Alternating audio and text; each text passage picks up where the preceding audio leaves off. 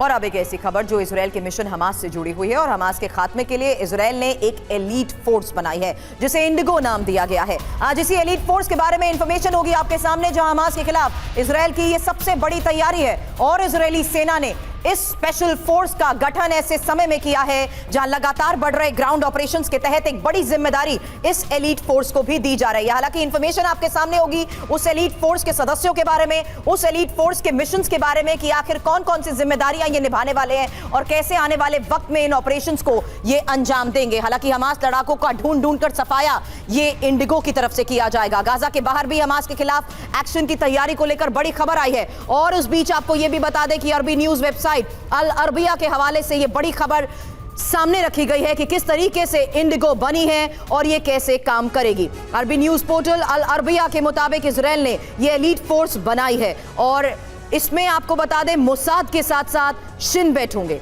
इसके शीर्ष जासूस बड़ी भूमिका निभाएंगे।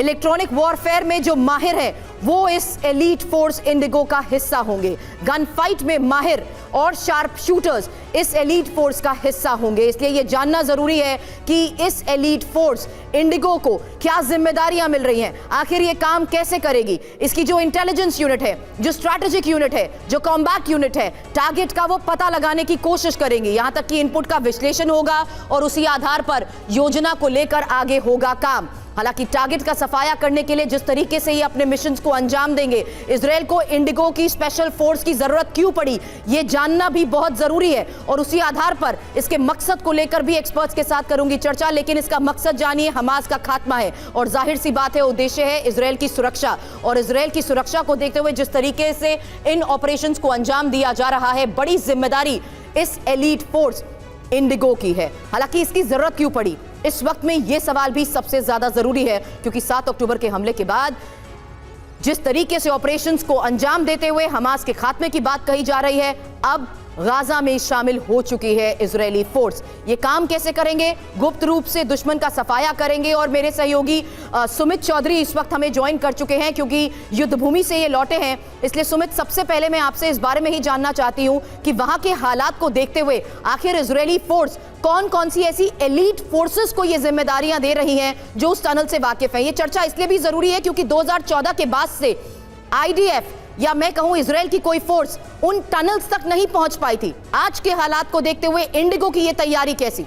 देखो, पहली बात तो मैं आपको बताऊं सुरभि, इंडिगो का काम बिल्कुल अलग होगा रेगुलर ट्रूप से या फिर रेगुलर स्पेशल फोर्सेस से बिल्कुल अलग होगा। और ये रेगुलर ट्रूप्स नहीं होंगे, दरअसल ये अपनी अपनी फील्ड के अंदर वो स्पेशलाइज्ड लोग होंगे जिनको बाद में स्पेशल फोर्सेस की ट्रेनिंग दी जाएगी। खास बात ये भी मैं आपको बता दूं कि इनको स्मॉल टीम्स में रखा जाएगा, यानी 3 से 4 लोगों की टीम होगी जो मल्टीटास्कर होंगे, यानी सर्वेलेंस से लेकर इक्विपमेंट से लेकर फायरिंग से लेकर स्पेशल ऑपरेशन चलाने से ज़्यादा आप इंटेलिजेंस, ये सारी इंटेलिजेंस गैदरिंग ये खुद कर सकेंगे। और अभी इंपॉर्टेंट बात यह है कि इन यूनिट्स का गठन इसलिए किया जा रहा है क्योंकि अब इजराइल को ऐसा लगता है कि हमास के कई बड़े कमांडर्स, कई बड़े ऐसे कैडर्स जो हैं वो ऑलरेडी दूसरे देशों के अंदर शरणार्थी बनकर रह चुके होंगे, यानी ईरान जा चुके होंगे, यमन जा चुके होंगे। तो ऐसे लोगों के खिलाफ अगर ऑपरेशन चलाने हैं तो यही यूनिट देगी, क्योंकि इनको आइडेंटिफाई करना, रेगुलर ट्रूप से मैच कर पाना बहुत मुश्किल होगा। ये बहुत इजीली लोकल पॉपुलेशन में अब्सॉर्ब हो जाते हैं। करना चाहूंगी क्योंकि मनीष, आप भी वहां पर मौजूद हैं। हम इस बारे में चर्चा करते थे जब हम सायरन मटकल के बारे में जानने की कोशिश कर रहे थे कि वो कैसे ऑपरेट करती है।